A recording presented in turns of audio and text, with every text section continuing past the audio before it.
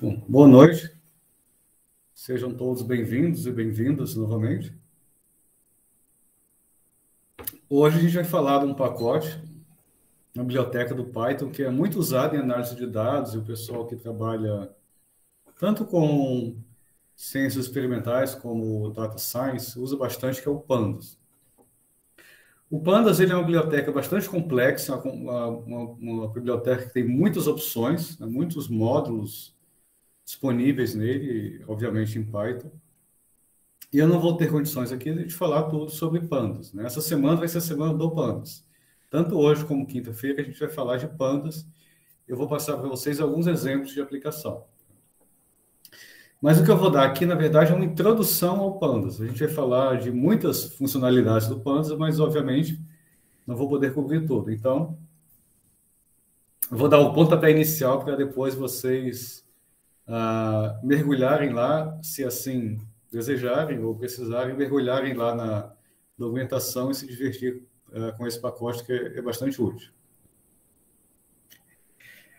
O Pandas, quer dizer, os objetos do Pandas, basicamente, são de três tipos, né? Um chamado Series, um chamado Data Frame, e um outro objeto chamado Index, né? que tem a ver com os índices das colunas de uma tabela. A gente vai falar disso depois. Mas, diferente muita coisa no Panda, o Pandas é semelhante ao NumPy, um pouco semelhante a dicionários, mas diferente do NumPy Array, esses objetos eles podem conter diferentes tipos de dados, né? Lembra que o NumPy Array, quando você escreve um array, para ele poder fazer cálculo de modo rápido, ele exige que todos os elementos do seu array sejam do mesmo tipo, ou todos float, ou todos int, por exemplo, ou todos complexos. Pandas não. Pandas, como é uma biblioteca usada para trabalhar com vários tipos de dados, ele tem essa flexibilidade de você ter no mesmo objeto diferentes tipos de dados. Você pode ter strings junto com floats, junto com complexos, etc. Se você está rodando esses códigos localmente, né, para você instalar o Pandas, é só você usar esse comando, condas install pandas, se você está trabalhando com o Miniconda. Né? No início do curso Python básico, eu mostrei lá para vocês como instalar o Miniconda. Então, assumindo que você tem o Miniconda instalado, é só dar esse comando, conda install pandas, porque inicialmente ele não deve ter, a menos que você tenha instalado inicialmente, ele não deve estar instalado na sua máquina. E aí, como tudo em Python, quando a gente vai usar o módulo, a gente importa. Né? E aí, para importar o pandas, a gente importa dessa forma aqui, ó. Import pandas as pt. Basicamente, todo o código que você vê que importa o pandas vai usar, a maioria deles vai usar essa forma. Né? Vai dar esse apelido aqui, PD, para o pandas. Então, agora eu vou passar a vou mostrar a vocês como você constrói esses objetos do Pandas, que é o Series e o Data Frame. E eu vou mostrar também para vocês como o Pandas ele é útil para ler e trabalhar com arquivos. Ok. Então, vamos lá. Primeiro, vamos criar esse objeto chamado Series. O que a gente chama de Series, basicamente, é literalmente uma série de dados, onde cada série tem associada a ela um índice. Então, vamos supor que você quer criar uma série onde as entradas são tamanhos de diferentes rios. Tá? Então, para você criar, você faz o quê? PD Series, lembrando que PD é o apelido que você deu para o módulo Pandas, PD Series, e aí você bota aqui dentro, né, dentro de parênteses, você bota uma lista com os valores que você quer. Se você der esse comando, ele vai simplesmente imprimir. O que ele vai fazer? Você vê que automaticamente ele vai atribuir um índice a esses valores. Então, por default, se você não falar para ele que tipo de índice você quer, ele vai colocar inteiros começando em 0. Até agora, muito semelhante a uma lista.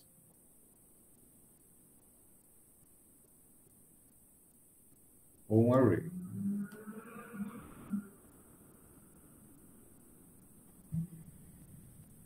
Então, tá aí. Agora, o legal é como esse objeto series ele é um pouco mais complexo, você também pode dar um nome para ele. Você pode dar um nome, vamos supor que eu quero chamar de comprimento, e você pode definir aqui, ó, com esse comando de type, qual é o tipo de objeto que esses números pertencem. Note que inicialmente, como eu coloquei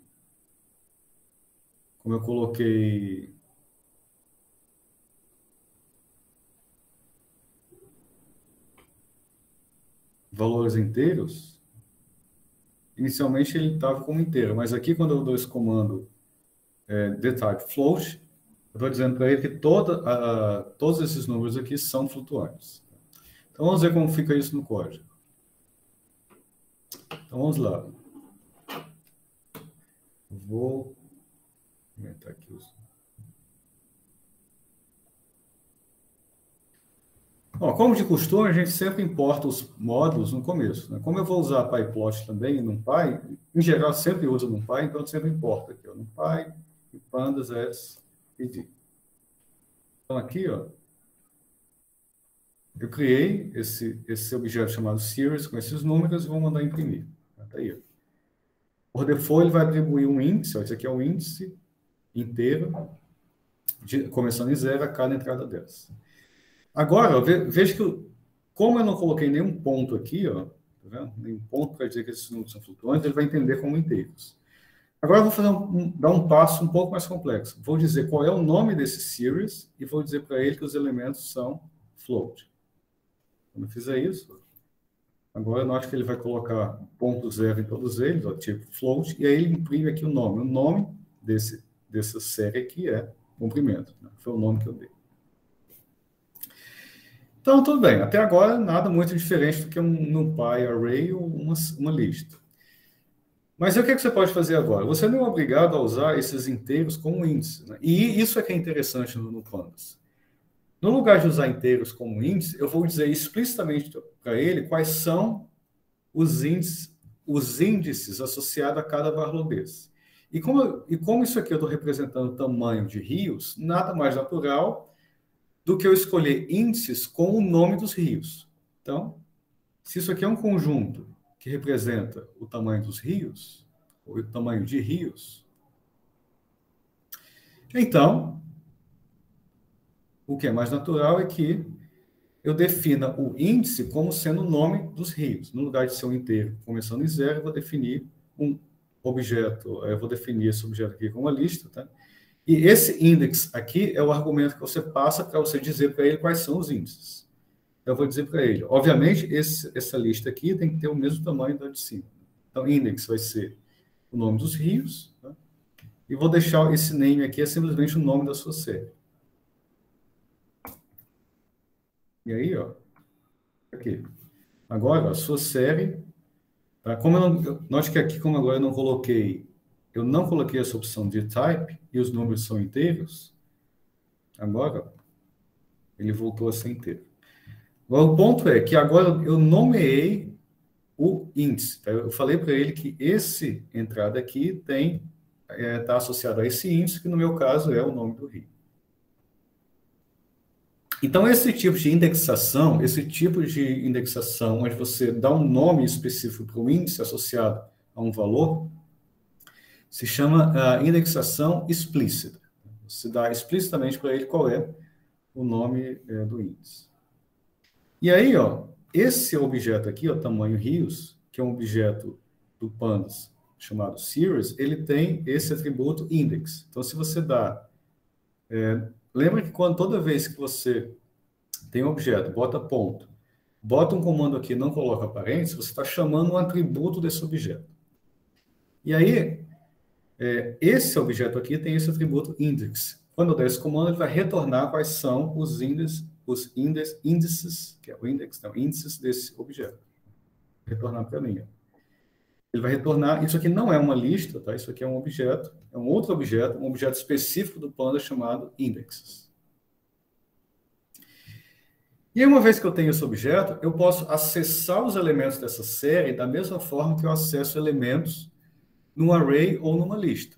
Como a gente acessa elementos no array? Eu pego lá o nome do array, boto entre chaves o índice, que no caso do array necessariamente é um inteiro, e aí, com isso, eu acesso aquele elemento.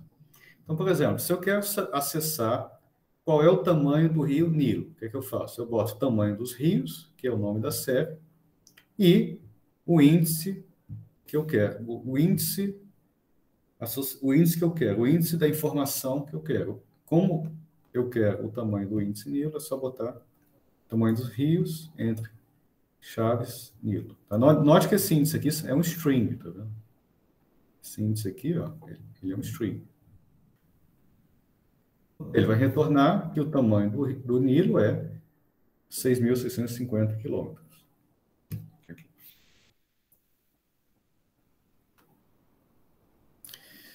Se você quiser, você, no lugar de usar o índice explícito, que é o nome de fato do índice, você pode usar o índice implícito. O índice implícito é a posição que aquele índice ocupa. Então, nesse caso aí, a lógica é a mesma de um array, ou de uma lista. Ou seja, esse índice aqui ocupa a posição 0, esse índice aqui ocupa a posição 1, esse aqui ocupa a posição 2, assim por diante.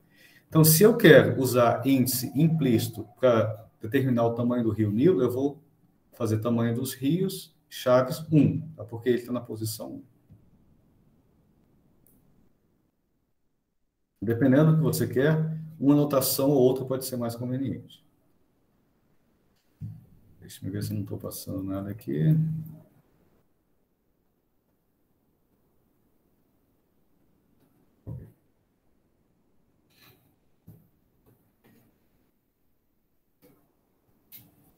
Então, agora, vamos supor que você quer acessar o tamanho não só do rio Nilo, mas também tá aqui, não só do rio Nilo, mas também do rio Amazonas. Então, você quer só o tamanho desses dois. Então, você faz o quê? Você vem aqui, ó, abre um colchete, agora dentro desse colchete você coloca uma lista de índices. Acho que isso aqui, ó, você tem o colchete, aqui dentro você tem uma lista. Então, como eu quero Amazonas e Nilo, eu coloco aqui uma lista de índices, ele vai retornar para mim o tamanho do rio Amazonas e o tamanho do rio Nilo. Nós que o que ele retorna aqui, ó, é uma subsérie, ou seja, é uma subdivisão dessa série maior que é tamanho de rios. Retorna aqui. E o legal é que, da mesma forma que a gente fazia slice lá no array, a gente pode fazer slice lá no array, a gente pode fazer slice também com série. Funciona da mesma forma. Com uma diferença. Vamos supor que eu quero o tamanho de todos os rios que vão do índice Nilo, aqui eu fiz até o Amazonas. Do Nilo até o Amazonas. Então, eu vou fazer o slice. Só que tem um detalhe. Lembra que quando a gente fazia slice de array, essa última posição aqui, esse último índice não era incluído. Então, se eu fizesse um slice lá no caso do array, por exemplo, se eu fizesse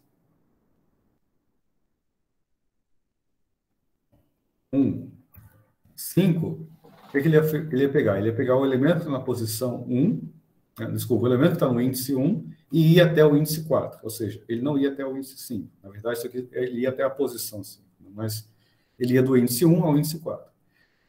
Nesse caso aqui, como você está usando os índices explícitos, esse tipo de slice se chama slice explícito. Então, nesse caso, ele vai incluir o último que você está dizendo para ele, que é o Amazonas. Tá? Então, ele vai pegar todos os tamanhos do rio que vão do Nilo até o Amazonas, incluindo o Amazonas, ou seja, incluindo o último. Então, está aqui, ó, retornou para mim uma subdivisão daquela série, né, com o tamanho, os valores associados a cada índice desse, incluindo o último.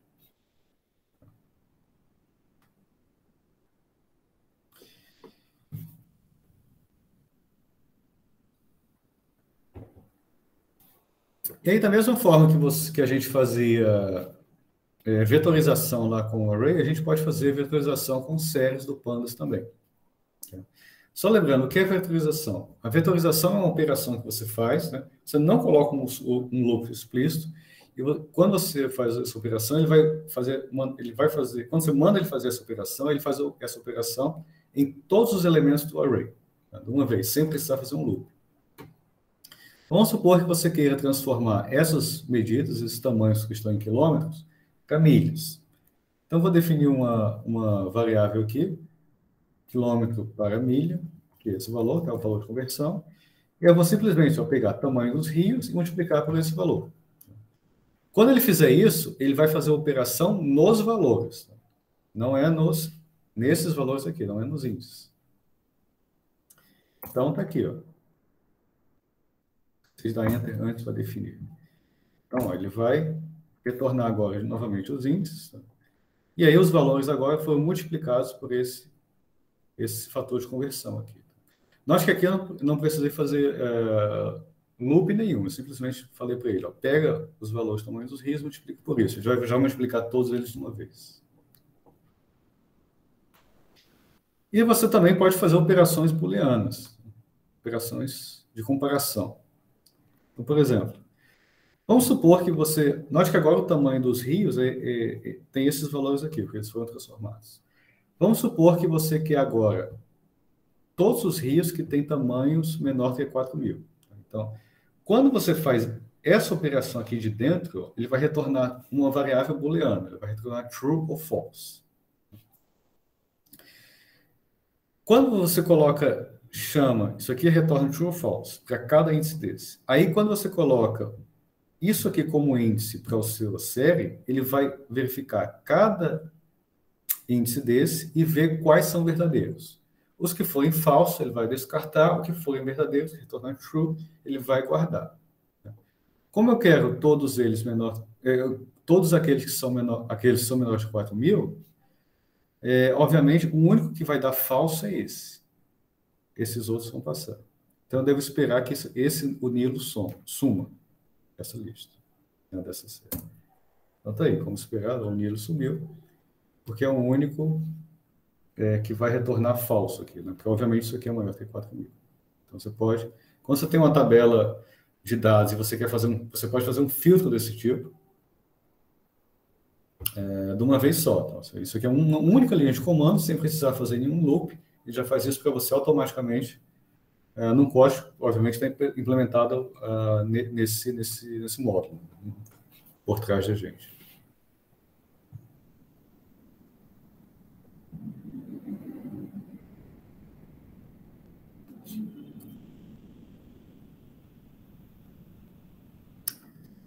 Ok. Agora, vamos supor que você tenha duas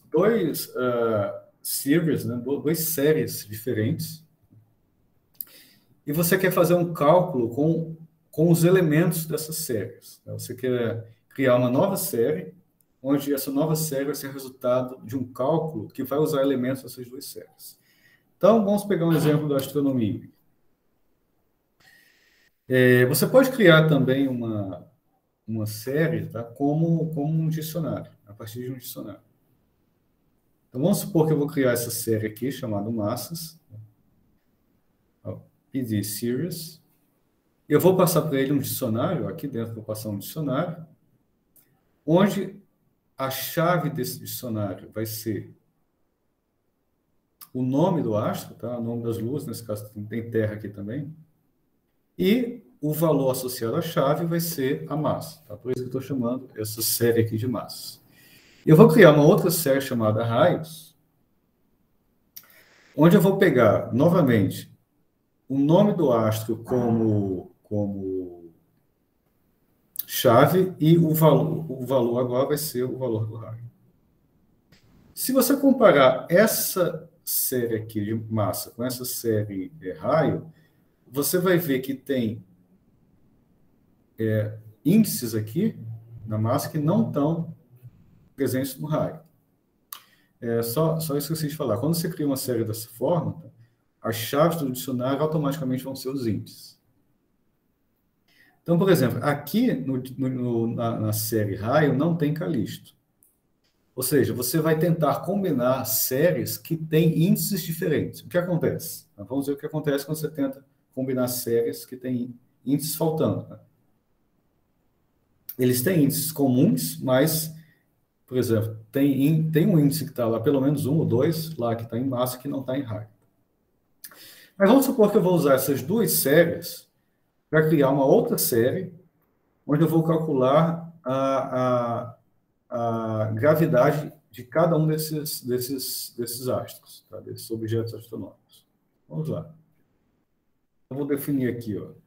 Eu vou colocar aqui só a constante G, né, gravitacional, e vou definir gravidade como sendo G, massa, dividido pelo raio ao quadrado. Então, ó, isso aqui é simplesmente uma linha. Tá? Nessa única linha aqui de código, automaticamente ele vai entender como isso, massa e raio são séries. Ele vai entender que o resultado vai ser uma série também, gravidade vai ser uma série. E nessa única linha de código, ele vai pegar todos os valores de massa de cada índice, associado a cada índice, todos os valores de raios associados a cada índice também, aqui, e fazer essa conta e retornar a gravidade. Então, por exemplo, ele vai pegar esse valor de massa, Ganymede, vai pegar esse valor de massa Ganymede, vai pegar o valor do raio, que está no outro, na série do Ganymede, e fazer essa conta aqui. Mas, obviamente, como eu falei, eu vou dar esse nome para ele, tá? Mas, obviamente, como eu falei, tem índices na série massa que não tem no raio, tá vendo? Por exemplo, aqui, ó, Calisto não tem. Como não tem, eu preciso das duas variáveis, o que é que ele vai fazer? Ele vai retornar esse n a n aqui, que é not a number. Qual é a vantagem disso? A vantagem disso é que ele não interrompe a execução do seu programa. Ele simplesmente retorna ali o not a number e diz, olha, essa conta não pode ser feita porque está faltando dados em uma das suas séries. A sua série de raio não tem esse índice Calisto, então não tem o que fazer. Então, todas as outras que tem, ó, ele vai fazer. Os que não tem, ele retorna not a number. Isso é muito útil porque você não tem interrupção do seu programa. E aí depois eu vou mostrar, você pode descartar ou fazer outra coisa com essas entradas not a number. Tá? Mas vão estar lá presentes. Né? Isso é útil se você estiver fazendo, obviamente a gente está trabalhando com duas séries pequenas. Vamos supor que tivesse 100 mil linhas cada uma. Então, você não vai ter interrupção e depois você tem como verificar se aconteceu esse problema. Tá? Se teve not a number.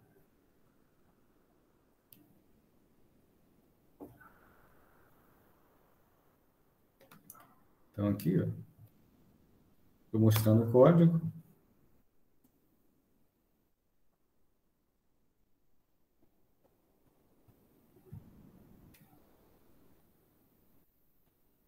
Ele retornou para mim. Not a number. Mas agora, o que eu faço com esse not a number? Bom, tem uma maneira relativamente fácil de trabalhar com ele. Tá? A gente vai discutir um pouco mais sobre isso depois, mas existe uma maneira fácil, relativamente fácil, de identificar esse problema e de se livrar dele. Que é usando esse método aqui, ó, is/no. Quando você pega uma série, nós que a gravidade foi essa série que eu criei aqui, ó, ela veio dessa conta. Quando você usa esse método is/no, ele vai retornar verdadeiro sempre que que ele encontrar o not a number. Tá? False, sempre, obviamente, sempre que ele não encontrar. Então, eu quero saber, dentro dessa série aqui, eu quero saber quais são os índices que têm valores nulos, ou seja, not a number. Então, os índices que têm valores nulos vão retornar true. E se eu quiser me livrar de todos eles, ó, é só fazer drop any args. Assim, isso aqui é literalmente drop not a number. Se desfaça de todos os índices que tem not a number. Então, ele vai cortar esse e esse. Esses dois retornaram true. Então, ele corta. Você vai ter só, então, esse subdivisão das suas séries sem not a number. Mostrando aqui, ó. Calisto e Europa tinha not a number. Quando eu chamo is null, vendo? True, true. Esses dois. Tá? E aí, eu mando ele, corta todos os índices que tem not a number, aqui, ó. Ele retornou para mim só aqueles que de fato têm valores não nulos. Valores não nulos aí, obviamente, quer dizer valores que são válidos, né? Porque, obviamente, 0 é um valor válido. Valores não nulos aí quer dizer que não é um not a number.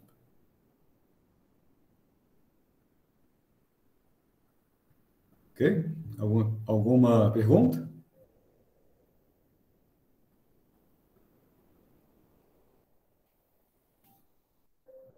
Ok. Bom, agora vamos partir para uma coisa um pouco mais interessante, né? Vamos aumentar essa nossa tabela, porque como vocês viram aí, esse objeto series nada mais é do que um conjunto de valores, aqui é um conjunto de valores que tem associado a ele um determinado índice. Mas se você estiver trabalhando com um conjunto de dados que tem várias informações, né, aí nesse caso aí só tem a gravidade. Vamos supor que você tenha gravidade, velocidade de escape, sei lá, período de rotação, etc. Então, você teria que ter mais colunas aqui. Ou seja, você teria que ter um conjunto de séries, onde cada coluna seria uma série diferente, mas associado, obviamente, ao mesmo índice, ou seja, ao mesmo objeto. Esse conjunto de séries, tá, que estão todas associadas, cujos valores estão todos associados ao mesmo índice, né, numa ordem, é o que a gente chama do famoso data frame. O data frame do Pandas, né, que é muito usado em análise de dados, é basicamente uma coleção de séries que compartilham o mesmo índice, provavelmente ordenado.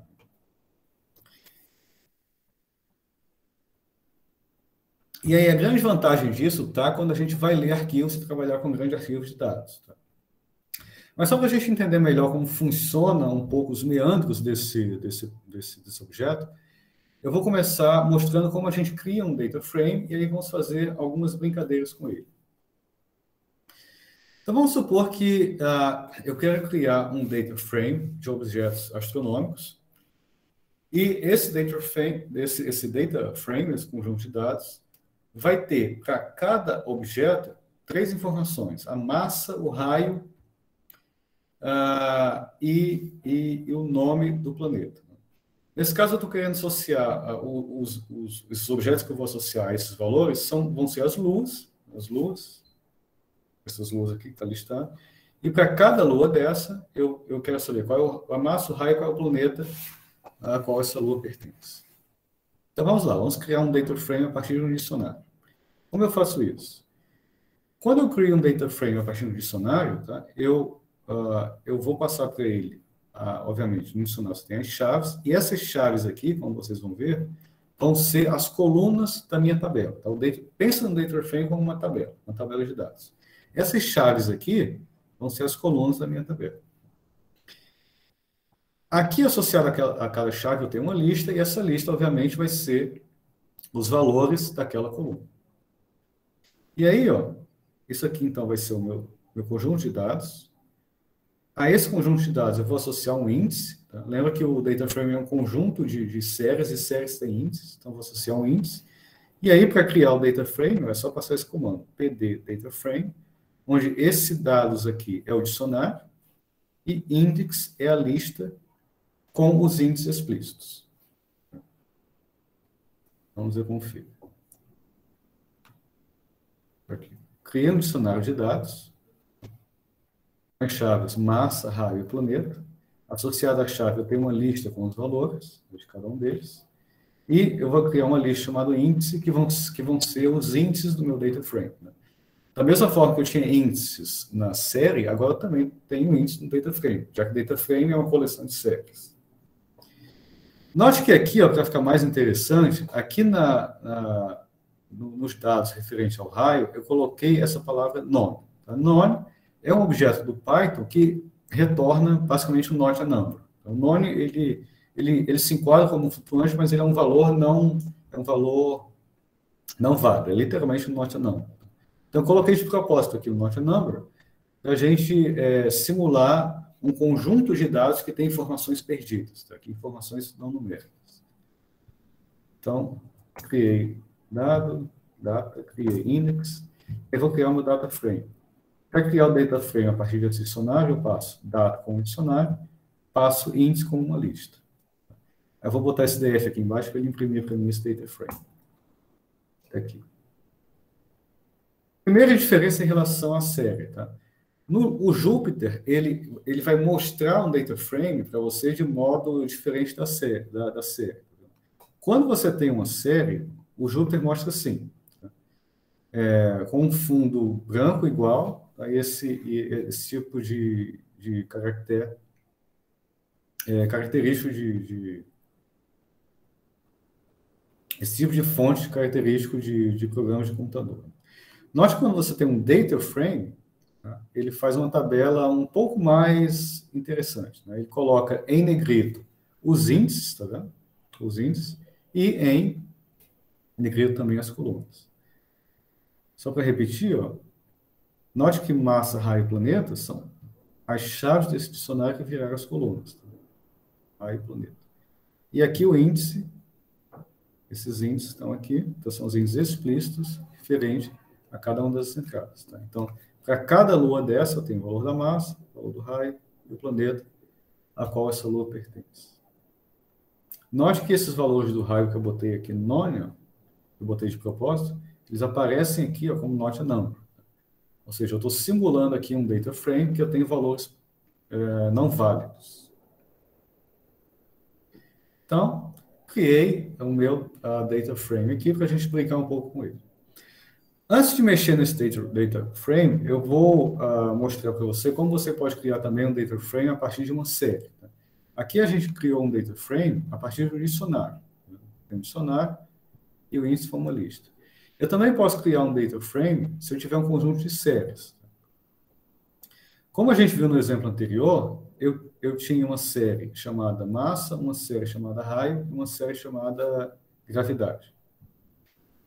Então, se eu quiser criar um data frame a partir dessas séries, tá? É só passar aqui. Aí eu vou passar para ele um dicionário, aqui com as chaves que vão ser, as chaves novamente vão ser as colunas, mas os valores associados a essa chave agora vão ser as séries. Tá? Esses massas aqui, ó, foi a série que eu criei.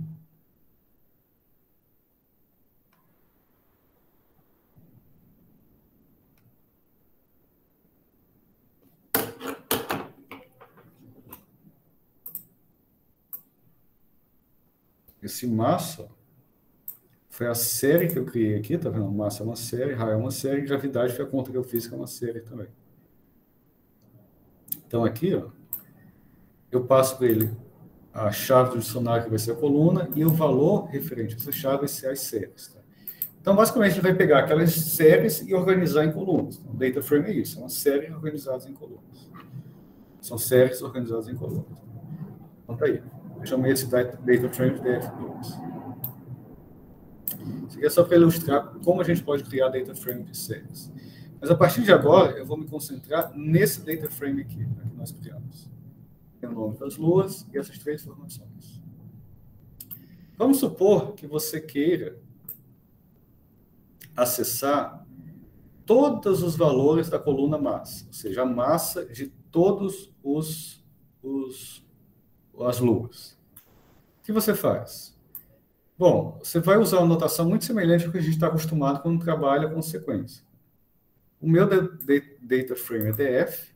Se eu quero todas as informações de massa desse data frame DF, eu boto DF, abro colchetes e boto entre aspas mass, na massa. Ele vai retornar para mim, ó. Note a diferença de notação daqui para cá, tá? Isso aqui é um data frame. Quando ele retorna assim, ó, dessa maneira não muito organizada, não muito organizado, tá organizado, não muito, digamos, não muito pintada, com negrito, não sei o quê, isso aqui quer dizer que está retornando uma série, tá? E, de fato, se você pegar só uma coluna é uma série. Tá? Uma série é uma subdivisão do data frame. Então, quando eu faço df mass, ele vai retornar para mim ó, a massa de todas as luas. Tá? Ele sempre vai retornar os valores daquela coluna referente a todos os índices. Note que aqui, ó, os meus índices são o nome das luas. Então, ele vai retornar para mim ó, tudo isso aqui. toda a coluna massa com o seu índice associado. Mas se eu quiser um valor específico de massa? Bom, se eu quiser, por exemplo, a massa da Lua Io, eu tenho que passar para ele que eu quero a massa nesse índice, ou seja, dessa Lua. Aí ele vai retornar para mim o valor.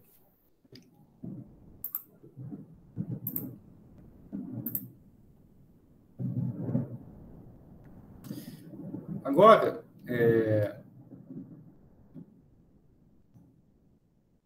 tem um método interessante. Nós que nesse método aqui, nesse método que eu falei, a gente sempre está passando para ele, dentro do colcheete, a gente está passando para ele o nome da coluna. Tá? Então, quando eu boto DF Mass, ele vai passar para mim, ou assim também, ele vai passar para mim o valor da massa de todos as luas, e assim ele vai passar para uma lua específica. Agora, vamos supor que você quer mudar um valor, mudar o valor do valor da massa do Io. Esse valor está errado, eu quero substituir. Bom, em princípio, você poderia simplesmente fazer uma atribuição, né? Bota isso aqui igual a um certo valor. Mas essa não é a melhor maneira de fazer. Porque, às vezes, ele retorna uns warnings, porque eles se confundem com esse tipo de coisa. Então, para a gente fazer isso, é melhor, no lugar de acessar as colunas, a gente acessar os índices. Tá? E aí, para isso, a gente usa um método chamado lock. Então, quando eu quero acessar colunas, eu passo assim. Se eu quiser acessar especificamente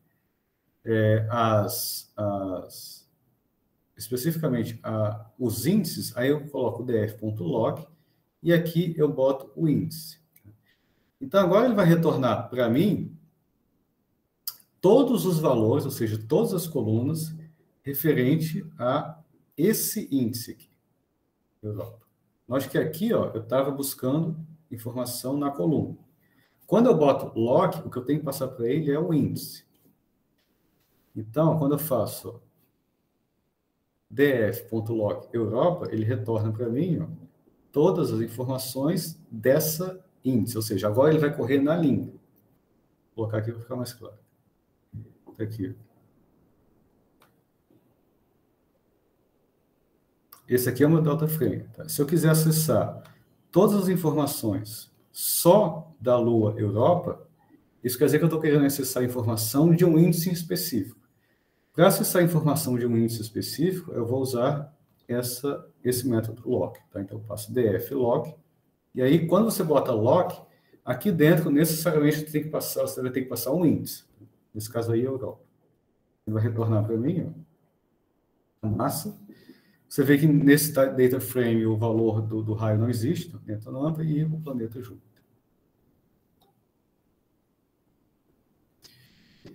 Mas aí, para mim, note que ele retornou todas as informações que estavam nessa linha. Aqui ele retornou. Olha, para esse índice aqui, você tem 3 informações. Então, por default, ele vai retornar tudo. Mas você pode escolher quais informações ele vai retornar. Ou seja, você pode escolher quais são as colunas de informação que você quer. Então, nesse caso, o que você faz? Você passa novamente aqui o índice. Você passa novamente aqui o índice. E aqui do lado você passa uma lista com o nome das colunas que você quer. Não quero todas, eu só quero 2, massa e planeta. Aí, ele vai retornar para mim, para esse índice específico, ou seja, está correndo agora naquela linha específica, eu quero só a informação da massa do planeta. Mas é o mais legal que nesse lock você também pode fazer slice. Vamos supor que você não quer simplesmente da Europa, você quer, na verdade, todas as informações de todas as luas que vão de Ganymede até Io. Aí você faz um slice. E quando você faz o slice com índice explícito, que é esse caso, lembra que o Io vai ser, o último vai ser incluído, ou seja, o Io aqui vai ser incluído. Então, eu quero todas as informações dessa lua até essa, e simplesmente raio, mas eu só quero massa e raio. Aí. Ele retorna para mim. Note que agora como eu tenho mais de um índice e duas colunas, note que agora ele não retorna mais uma série. Tá? Isso aqui era uma série, tá vendo? Agora não. Agora, como ele retornou duas colunas e mais de um índice, então ele não tem mais como retornar uma série. Ele vai retornar um sub-data frame, um subconjunto daquele data frame inicial. E se você quiser tirar o not a number, drop not a number. Tira para você a linha que ele encontra no not a number. Tá? Tem como controlar isso aqui, que na quinta-feira eu vou falar melhor como a gente controla, como você quer retirar o not a number. Tá? Mas se você quer retirar todos, drop not a number. E aí, aquele exemplo que eu dei. Agora, vamos supor que você descobriu que o raio da Lua Europa, né? Lembra isso aqui é o índice? Está errado. Então, se você quer atribuir um novo valor, você atribui ao índice Europa, no valor raio, atribui esse valor. Ou seja, ele vai retirar o valor, vai fazer um replace, vai tirar aquele valor de lá e colocar o valor atual. Vou mostrar aqui agora, ele substituiu o valor.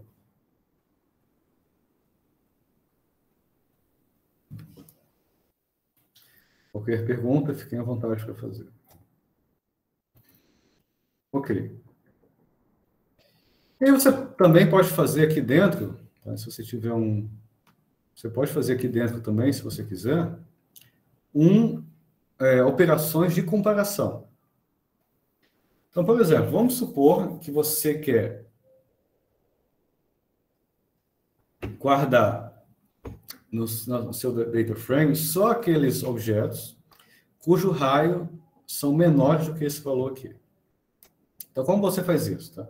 Eu vou fazer isso passo a passo para ficar mais claro.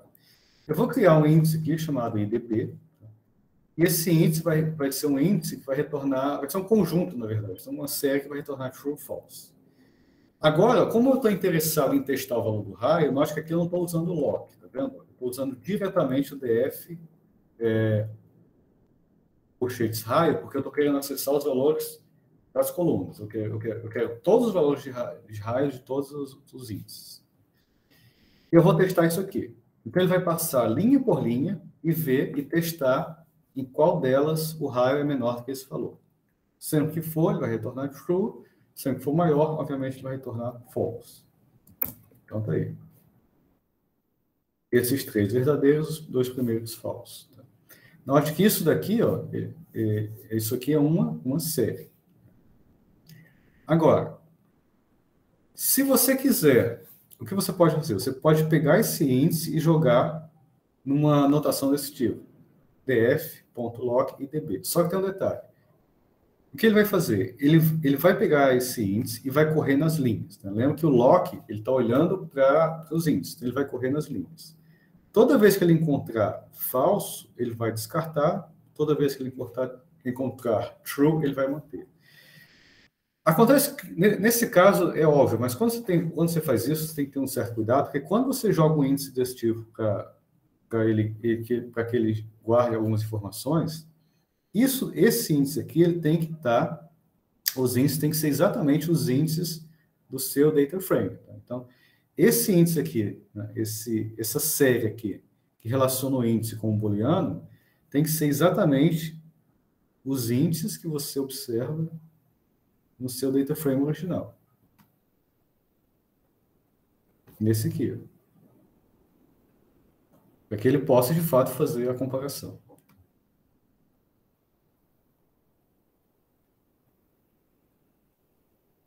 Então, ele vai correr a primeira linha, primeiro índice, Ganymede, falso. Aí, Ganymede falso, corta. Calixto falso, corta. Né? Ele só vai deixar os que são true. Aí. Então, agora, eu quero um subconjunto desse data frame, né? Mas só aqueles cujo raio é menor que esse valor. Então, retornou para mim.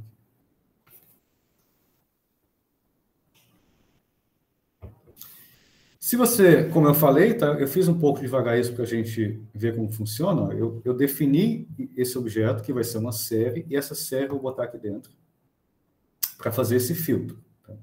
Uma outra maneira, se você quisesse fazer isso diretamente, tá?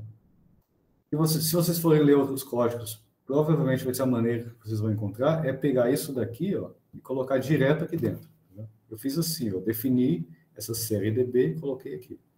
Outra maneira de você fazer isso é botar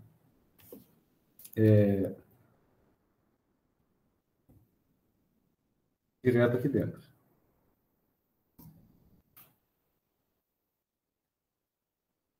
Aqui. Fazer tudo em uma linha só.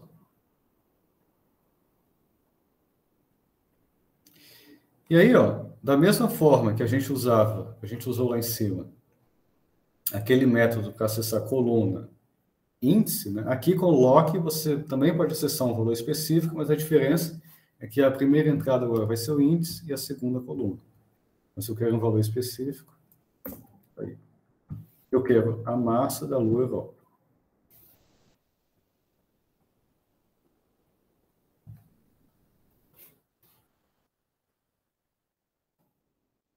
Eu chamo atenção aqui para a diferença, porque no caso, quando a gente estava acessando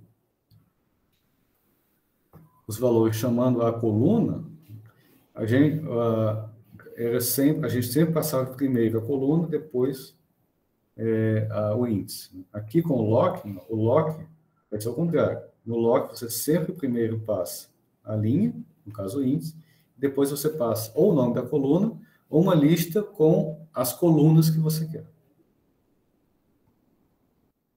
Esse é o método lock. Bom, como eu falei, você tem como acessar esse tipo de índice, a gente chama de indexação explícita, porque você está dizendo exatamente qual é o nome dos índices. Mas você também pode usar o que a gente chama de indexação implícita, que é no lugar de usar o nome dos índices, você usa a posição. E a posição dele, né, é um inteiro que começa em 0 e vai aumentando de 1 em 1 até o valor conveniente, quando acabar as suas colunas. Então, por exemplo, com o método alloc, tá, eu vou passar aqui o inteiro, e esse inteiro vai ser um índice que começa em 0. Então, se eu passo df e lock 1, isso quer dizer que eu estou acessando a segunda linha, porque a primeira linha é 0 e a segunda linha é 1. Ou seja, eu estou acessando as informações da Lua Calixto. E aí você pode fazer várias coisas. Por exemplo, vamos supor que você quer todas as... Lembra que quando eu boto assim 2 pontos no slide, eu quero tudo daquele objeto. Então, aqui eu estou dizendo, como essa primeira entrada é linha, eu quero todas as linhas, né, mais da segunda e da terceira coluna. Por quê? Primeira coluna 0, segunda coluna 1, terceira coluna 2. Então, ele vai retornar para mim, ó, retorne para mim todas as linhas, ou seja, todos os índices, mas eu quero só coluna índice 1, coluna índice 2. Ele vai retornar, ó, todos os índices. E aí, ó, mas sem os valores do Notre Dame. Então, joga fora. Então, ele retornou para mim, ó. Lembra que a primeira coluna é massa. Como não pedi aqui, a massa foi embora. Ficou só a coluna 1 e a coluna 2. Primeira coluna, obviamente, é 0. 2 pontos quer dizer todas as linhas. Então, nesse caso aqui, você vai usar exatamente a mesma notação que a gente usava em arrays. Tá? Mesma lógica dos slides, todos os índices começando em 0. Se você botar, por exemplo, índice menos 1 aqui, isso quer dizer que você quer o último elemento da sua linha. A última linha. Como essa posição aqui é o índice, né, você está pedindo o último índice. E no último índice eu quero que está na coluna 1. Que você vê que o valor aqui é esse valor. Vamos ver se está certo.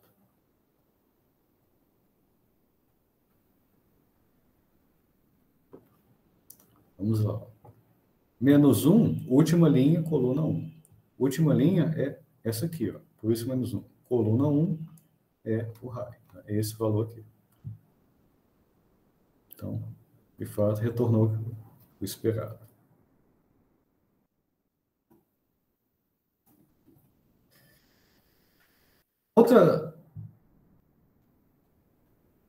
Uma outra coisa que a gente precisa fazer também é transformar esses valores em arrays. Agora, vamos supor que você quer todas as linhas, né, todos os índices que estão na coluna 0 e 1, então ele vai retornar para você um data frame quando fizer isso. Tá? Se você fizer, vamos supor, se fizer até aqui, ele vai retornar um data frame. Agora, vamos supor que você quer transformar isso num array. Transformar isso num array quer dizer, pegue todos os valores e jogue fora todos os índices.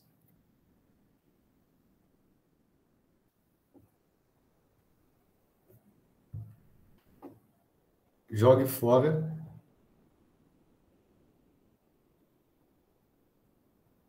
todos os índices. Tá? Então, quando você bota ponto values, ele vai literalmente pegar só os valores. Ele não vai se preocupar com os índices. E aí, o que ele vai retornar para você, ó, ele retorna um array.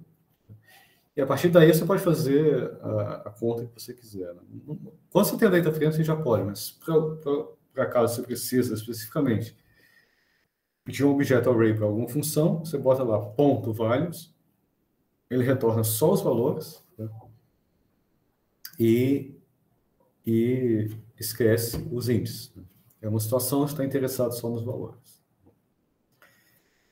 Nessa caixinha de warning aqui, eu só chamo a atenção da diferença do lock e do ilog. Tá? Enquanto o lock se refere aos índices explícitos, o ilog se refere sempre à posição, como a gente faz no array, começando com zero. Então, dependendo do que você quer acessar, pode ser mais conveniente usar uma ferramenta ou outra. O poder desse pacote, desse biblioteca Pandas, ele começa a ficar mais evidente quando a gente tem que trabalhar com arquivos. Ele é uma ferramenta extremamente poderosa para trabalhar com arquivos. E arquivos de vários tipos. Então, você consegue ler arquivos de texto, você consegue ler arquivos de tabelas que estão disponíveis na web, você consegue ler planilhas de Excel. Então, você pode importar diferentes tipos de arquivos para o Pandas.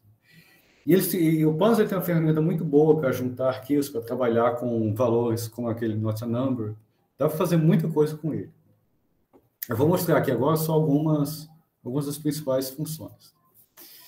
Então, para você ler um arquivo, ou como a gente diz, importar um arquivo para o Pandas, quer dizer, transformar aquela conjunto de dados em um data frame, né, o método é bem simples. Simplesmente é você fazer pd read CSV, se for um arquivo de texto, tá? E passar alguns argumentos para essa função. O que eu chamo de arquivo de texto aqui é qualquer arquivo de dados que está separado por espaço, por vírgula, por tabulação. Em geral, a maioria deles você não vai ter problema para ler com Pandas. Se você olhar nessa documentação, você vai ver que essa função read CSV, ela tem até 48 argumentos opcionais. Ou seja, você tem opção lá para fazer muita coisa, né? Para pular linhas, se você quiser começar a ler da linha 10, se você quer colocar nomes para suas colunas, quer dizer, tem opção para tudo lá. Tá? Eu acho que eu nunca usei mais do que 4 ou 3, alguma coisa desse tipo. Mas se você precisar, tem muitas opções. Eu vou listar aqui as principais, as 3 principais para a gente. Primeiro, obviamente, o que você vai passar aqui, antes de tudo, é o nome do arquivo. Então, além do nome do arquivo, geralmente, em arquivos simples, você só passando o nome do arquivo, ele já consegue ler. Mas alguns arquivos um pouco mais interessantes, você precisa passar outros argumentos opcionais. Então, primeiro é o delimitador, né? O delimitador que é um string, que diz como os valores do seu arquivo estão separados. Inicialmente, o Pandas vai tentar, entre aspas, adivinhar qual é o separador. Então, geralmente, quando o separador é espaço, você nem precisa usar isso. Ele já vai entender que as colunas, os valores, estão separados por espaço e vai resolver já o problema para você. Em geral, quando está separado por vírgula, ele também entende. Às vezes dá um pouco mais de trabalho quando estão separados por tabulação. Então, é só você colocar o delimiter, aí entre aspas você bota /t, e ele já vai entender que os valores estão separados por tabulação. Então, isso aí é nada demais. Na maioria dos casos, funciona muito bem. Aí ele tem uma opção chamada header, que você vai dizer para ele qual das linhas do seu arquivo deve ser usado para o nome das colunas. Então, em geral, muitos arquivos, né, tem lá o nome da coluna, sei lá, coluna 1, coluna 2, coluna 3, um nome qualquer, blá, blá, blá. Geralmente na primeira linha. Então, se na primeira linha, né, se o seu arquivo é organizado, né, que nem sempre é, na maioria das vezes não é, mas pelo menos se o seu arquivo, né, a pessoa que produziu o seu arquivo produziu de forma organizada, em geral, a primeira linha é a linha que vai ter o nome das colunas. Então, você passa para ele header igual a 0. Tá? Lembra que em Python os itens começam em 0. Então, ele vai entender que a linha 0, ou seja, a primeira linha, é a linha que tem o nome das colunas. Então, ele já vai organizar o seu data frame de modo que o nome das colunas, que as colunas vão estar organizadas como está no arquivo. Tá? E index call, você também diz para ele se tem alguma coluna que você quer usar como sendo os índices. Se você não passar nada por esse argumento aqui, ele vai colocar os índices como sendo inteiros, começando em 0. Tá? Então, por default, ele vai fazer isso. Mas, em geral, a gente indica para ele qual é a coluna que a gente quer usar como índice, dependendo do arquivo, porque isso ajuda na hora da gente analisar esse dado, tá? Ou esse conjunto de dados. Vamos pegar um exemplo. Tá? Esse exemplo aqui, esse arquivo aqui, ó, india.data, é um arquivo que está lá no GitHub, está naquela pasta de dados. Tem todos os dados que eu vou mostrar aqui. Então, eu vou pegar esse arquivo de lá, né? Na verdade está no meu computador já, e vou mostrar como a gente lê, como a gente vai ler, como a gente pode explorar um pouco esse arquivo. Nesse caso aqui, ó, eu vou fazer o seguinte, eu vou importar esse arquivo, tá, como é um arquivo de texto read CSV, e eu vou dizer para ele, ó, que eu quero como índices a primeira coluna, ou seja, a coluna 0. Vamos lá.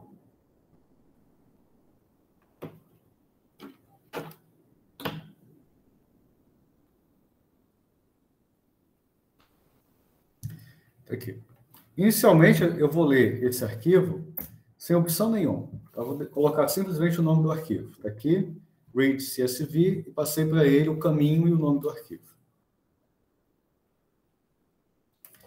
Quando a gente faz isso, ó, é interessante a gente dar esse comando data. Data é o nome do data frame, tá? .head, porque ele vai mostrar para a gente, por default, se eu colocar assim, as 5 primeiras entradas daquele arquivo.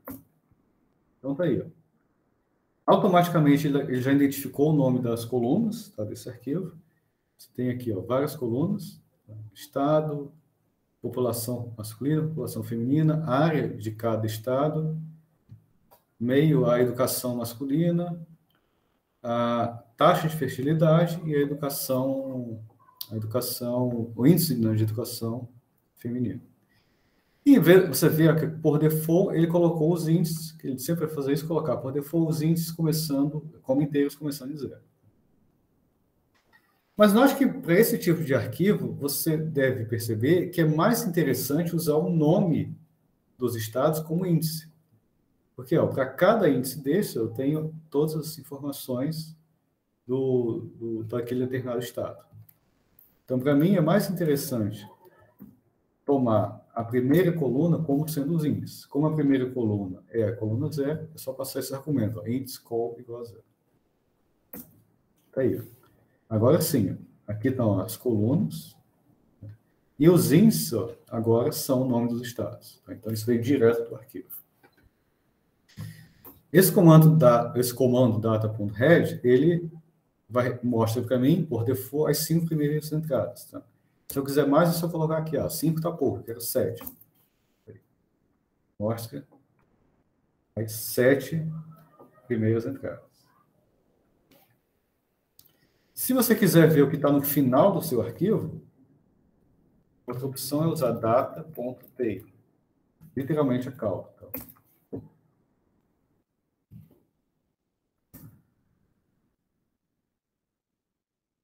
Demorou? Esquisito.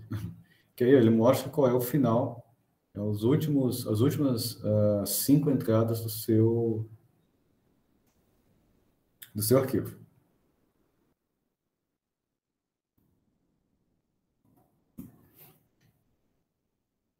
Vamos lá, vamos explorar um pouco. Toda vez que você abre um arquivo, é interessante você explorar algumas informações desse arquivo para primeiro você entender os seus dados, ou entender como o seu arquivo está distribuído, né? Se é um arquivo que você está, obviamente, vendo pela primeira vez. Então, ó, se você usa esse comando data.inf, ele retorna para mim, ó, todas as informações compactadas desse arquivo. Esse arquivo tem 36 entradas, ou seja, tem 36 linhas. Aqui ele vai me dar o nome das colunas, ele me dá o nome de todas as colunas, né, o tipo delas, e você viu ó, que ele conta para mim quantos valores não nulos tem. Ou seja, quantos valores não inválidos tem. Como ele já me diz no início que tem 36 entradas aqui, cada coluna dessa tem 36 entradas, então, daqui já dá para ter uma ideia se tem alguma coluna dessa que tem um not a number, ou seja, um valor não válido. Daqui eu já estou vendo que essa coluna aqui, ó, tem um, tá vendo? Porque ele tem 35 valores não nulos, ou seja, tem um valor ali que é not a number. E aqui também tem um. Então, se eu quiser depois me desfazer desse not a number, é só usar aquele método drop not a number. Se eu quiser, por alguma razão, explicitamente listar quais são as colunas, ó, eu posso fazer data.columns. Ele lista para mim ó, quais são o nome das colunas. Lembrando que se eu quiser acessar essas colunas, tá, eu tenho que passar para ele todo esse string aqui. Então, se eu quiser acessar o meio literacy de todos os índices, ou seja, todos os estados, eu tenho que botar meio literacy e porcentagem. Então, eu tenho que dar explicitamente o nome da coluna que foi atribuído a ele. Uma coisa interessante para fazer quando você vai observar pela primeira vez um conjunto de dados é você fazer um histograma dos seus dados. Então, para você ter uma ideia como esses dados são distribuídos. E aí, o bom é que o Pandas, ele tem embutido ali nele as ferramentas do Matplotlib. Então, quando você importa, está embutido ali. Então, vamos supor que você quer fazer um histograma de todos esses valores, ou seja, um histograma de todas as colunas para ver como esses dados são distribuídos. Se algum, sei lá, será que tem algum deles, por exemplo, na distribuição gaussiana, ou será que são todos distribuídos de forma não muito intuitiva? Vamos ver. Então, o que você faz? Você bota data, tá? Lembrando que data sempre é o nome da data frame. E aí você chama ist. Se você lembra das nossas aulas de Matplotlib, ist é o comando para gerar um histograma. Você passa para ele aqui o número de bins que você quer. E aí, ó, eu só passei aqui esse tamanho da figura para ficar melhor de ver, tá? Mas isso aqui você nem precisa passar se não quiser. A diferença é que nesse caso, para ele mostrar a figura, você tem que colocar esse comando, plt.show. Lembrando que PLT é a maneira como eu importo o Matplotlib, lá em cima. É o apelido do Matplotlib. Import Matplotlib. PyPlot é esse PLT.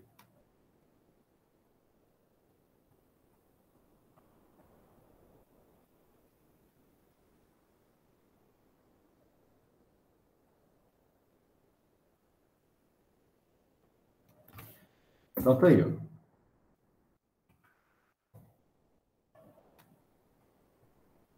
Deixa eu diminuir um pouco esse zoom.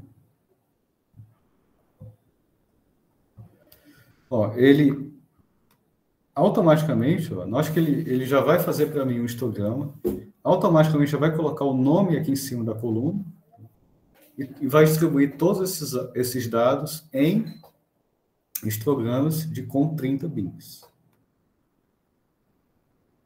E aí, aqui, você já inicialmente tem uma ideia de como seus dados são distribuídos. Isso é bem interessante fazer antes de você começar a trabalhar com os dados, para você ter uma ideia do tipo de informação que você tem em mão e qual é a melhor maneira de trabalhar com ela. Por exemplo, você pode perceber aqui que tem sei lá, um valor outlier muito grande. Tá? Você pode tentar dependendo do que você quer fazer, né, claro, retirar esse valor ou redistribuir esses valores. Depende, claro, do problema que você está investigando. Agora, se você observar aqui desse data frame, em nenhum momento ele fala qual é a população total de cada um dos estados. Eu tenho a população masculina e tenho a população feminina. Aí você fala, mas eu preciso da população total de cada estado. Ok, então o que a gente vai fazer, a gente vai adicionar nesse data frame, a gente vai adicionar uma coluna com a população total. Então, como eu vou fazer isso? Eu vou chamar data, vou botar aqui population. Bom, note que essa coluna ainda não existe. Tá? Então, quando eu coloco dessa forma, vou fazer uma conta aqui, eu estou criando essa coluna. E essa coluna vai ser criada como? A partir da soma da coluna male population com a coluna female population. Então, quando eu fizer isso, em uma única linha, ele vai somar todos os índices, tá? Lembra que aqui eu estou acessando as colunas, então ele vai somar, em cada linha daquela, ele vai somar a população masculina e feminina para cada um dos índices. Com essa única linha de código, ele já vai fazer tudo isso. Ele vai somar a população de todos os índices. E se eu quiser saber a população total, agora somando, integrando em todas as linhas, eu posso usar as mesmas funções de agregação que a gente usava lá no NumPy. O que eu fazia quando eu queria somar todos os elementos de um array? Era só colocar o nome do array, .sum. Eu já somava tudo. Então, eu estou pegando aqui agora essa coluna que foi criada, e somando todos os valores daquela coluna. Ela vai me dar a população total. Eu me deu a ideia da população total. É como esperado, isso aqui é Índia, né? Então, tem mais de 1 bilhão de habitantes. Mas vamos supor que você quer adicionar uma outra coluna. Eu quero adicionar uma coluna chamada densidade demográfica. Então, eu vou pegar essa coluna, população, population, que já acabei de criar, e dividir pela área, que é a coluna que já existe lá, que eu criei. Para a gente ver que essas colunas foram criadas, eu vou botar o data.head de novo.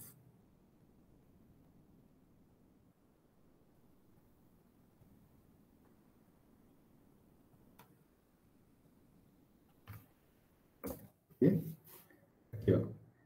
Vou colocar aqui no final, tá vendo? Isso aqui é a coluna população que eu criei e a coluna densidade. E aí agora, você pode, se você quiser, com esse conjunto de dados, você pode tentar extrair algumas informações estatísticas básicas. Por exemplo, vamos supor que você quer pegar essa área aqui, essa coluna área, e saber qual é o valor médio de todos esses valores. Então, você vai lá, eu quero a coluna área, note que eu tenho que passar todo o nome dela, área, espaço, quilômetros quadrados. E chamo essa função média. Ele vai fazer a média aritmética dessas colunas aqui. Dessa coluna não, dessa coluna.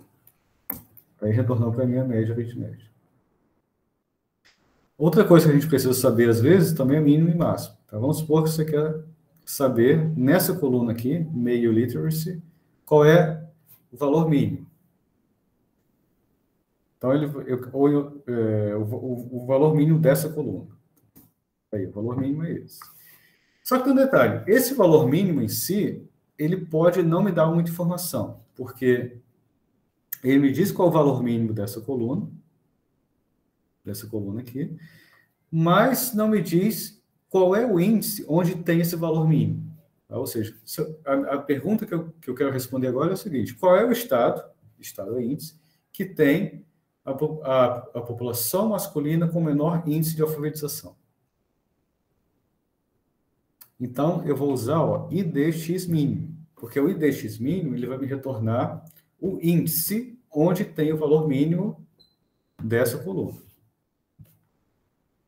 Então, tá aí, ó. Ele vai me dizer que o índice, ou seja, no nosso problema em particular, o índice é o estado, O índice que tem, ou o estado que tem a população menos educada é Birra, não sei como se pronuncia. E o máximo qual vai ser? Não, é o mínimo. É o mínimo dessa coluna.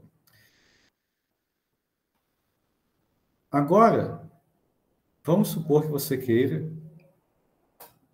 usar o Loki para determinar qual é o estado, ou todas as informações do estado que tem a máxima densidade. Tá? Então, você vem aqui, densidade demográfica, eu vou procurar o estado onde tem o valor máximo. Mas para esse estado que tem o valor máximo, eu não quero simplesmente o nome dele, eu quero todas as informações daquele estado. Então, note que é como se eu tivesse pego isso aqui, agora, vou botar aqui o ID máximo.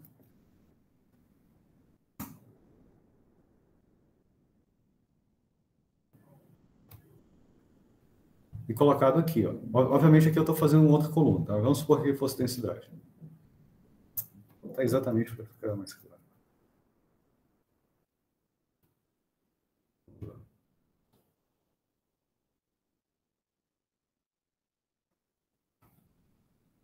Aí. Então, qual é o índice, ou seja, qual é o estado que tem a maior densidade? Delta. Então, vamos supor que eu quero todas as informações desse índice, todas as informações desse estado que tem a maior densidade. Então, eu estou passando essa informação para cá, com lock. Por quê? Lock acessa os índices. Então, quando eu faço data lock delf, ele vai retornar essa série com todas as informações daquele índice particular, nesse caso aí, delf. O Delhi, né? Delhi. Delhi? Não, deve ser Delhi aqui. Delhi.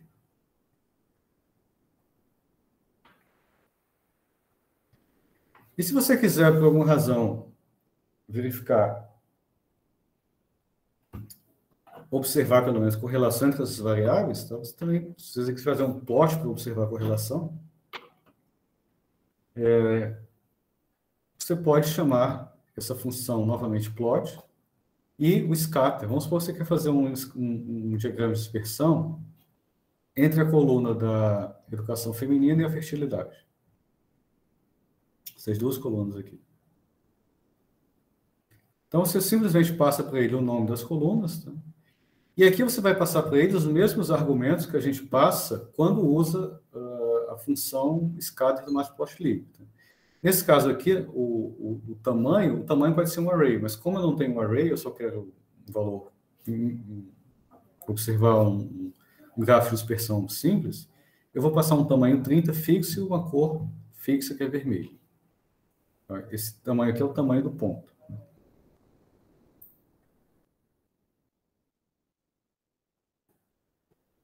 Eu não sei porquê, mas ele está demorando um século para fazer isso.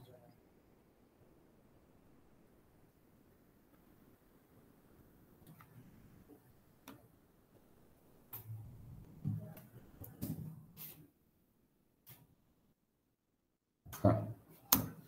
PLT.show.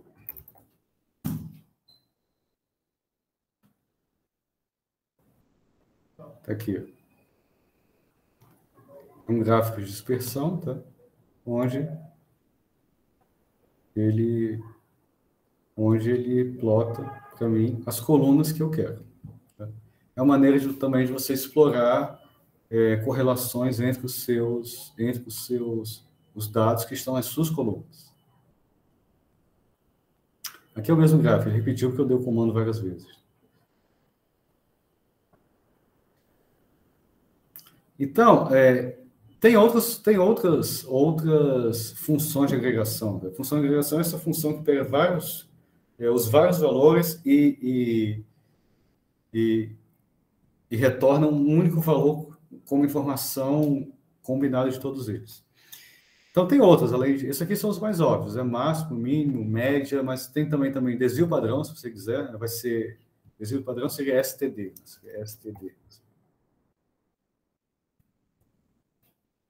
Tem outras funções de agregação disponíveis, tá? Para você saber qual você Aí não tem jeito, é só olhando lá na documentação. Essas aqui são só as mais óbvias.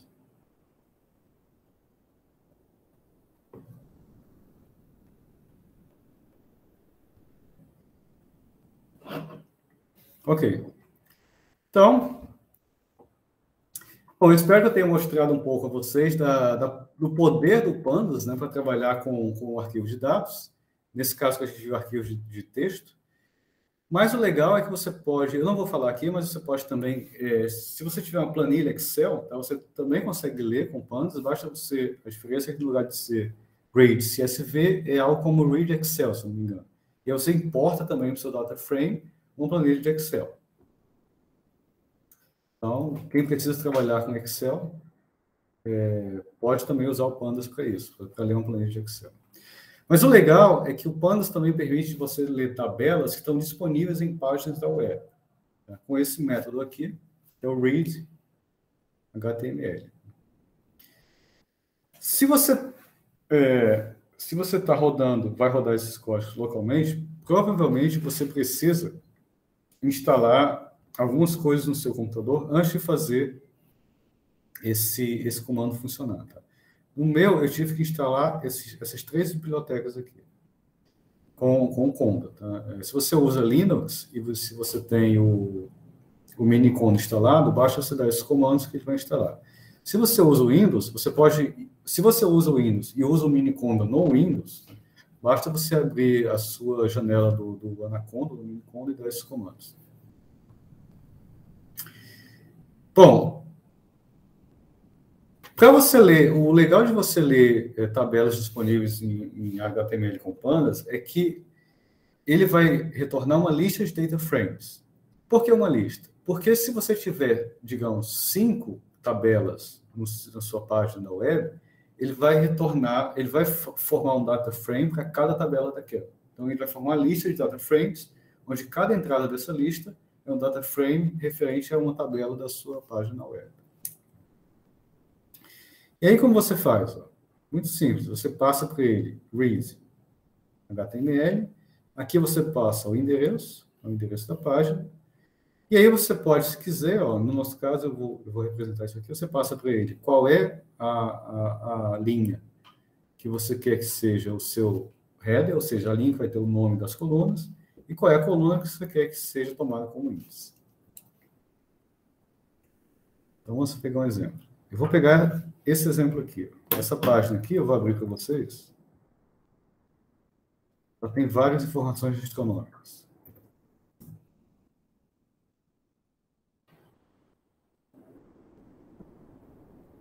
Aqui. Você tem. Primeira coisa, obviamente, isso só vai funcionar se a sua tabela for uma tabela HTML. Tá? Se for uma imagem de uma tabela na página, ele não vai conseguir ler uma imagem. Então, você saber se é uma imagem ou não, em geral, quando é uma tabela HTML, você consegue fazer isso aqui. Você consegue selecionar os valores. Tá?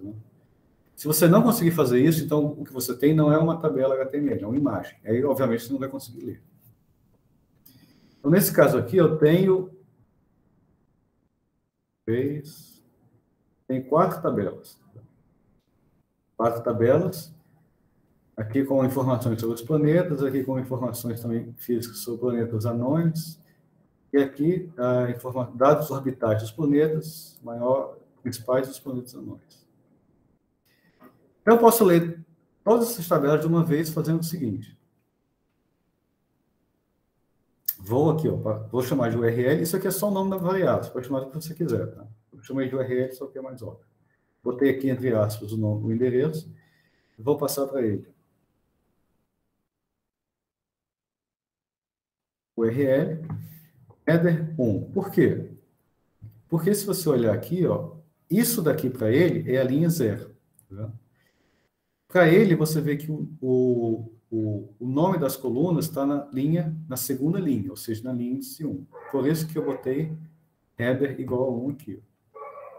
Porque eu quero que ele pegue essas linhas aqui, essa linha aqui, como o nome das colunas. E do índice, eu quero que ele pegue a primeira coluna, o que faz sentido, porque a primeira coluna é o nome dos planetas. Então, para cada planeta, eu tenho todas as informações. Então, faz sentido usar a primeira coluna, que é o nome dos planetas, como índice. Agora, quando eu chamo isso aqui, quando eu fizer isso aqui, ele não vai ler só essa tabela, tá? Ele vai ler todas as tabelas que estão nessa página. Para acessar cada uma delas, eu vou usar um índice. Então, se eu quiser acessar essa primeira tabela, ó, eu vou colocar data web índice 0, que é a primeira tabela. Se eu quiser a segunda tabela, data web índice 1. Aí vou botar o hash para ver o que acontece. Ó, não usei isso aqui, tá vendo? Então, nesse caso, ele colocou para mim, ó, os índices como inteiros, tá vendo? Ele não tá usando a primeira coluna como índice. No caso, quando eu quero que ele use uma determinada coluna como índice, eu tenho que explicitamente dizer para ele qual é a coluna que eu quero. Esse daqui, esse header, eu não preciso colocar se a primeira linha já for o nome das colunas. Eu não preciso colocar esse header. Nesse caso, eu tive que colocar porque a primeira linha não é o número das colunas. Mas esse index call, não. Se eu quiser que a primeira coluna seja os meus índices, eu tenho que passar explicitamente essa informação. Agora sim, você vê que a primeira coluna aqui, ó, essa primeira coluna, virou meu índice, né? E agora eu tenho todas as outras colunas que estavam lá na página. Se eu quiser pegar essa segunda tabela, então é só fazer web 1. Data web 1. Ele vai pegar a segunda tabela. Lembra essa tabela aqui.